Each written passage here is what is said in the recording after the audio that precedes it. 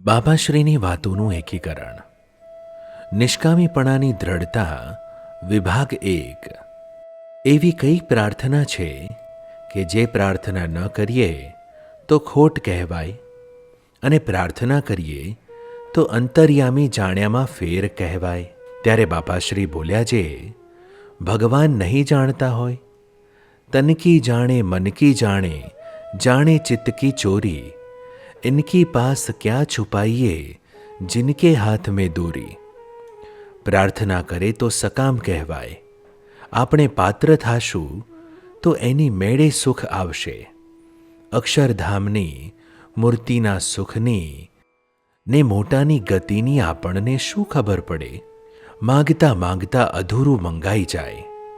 માટે હાથ જોડીને વિનંતી કરવી ને પાત્ર થાવું, પણ માગવું તો નહીં જ.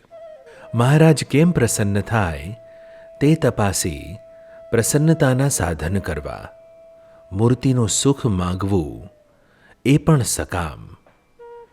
મહારાજની મૂર્તિને જોવા મંડ્યા રહેવું તો મહારાજ જાણે છે આ બિચારો મંડ્યો છે ને જડેરાટ દર્શન આપે, પણ માગે ત્યારે તો સભા હસે કે મહારાજ નહીં જાણતા હોય.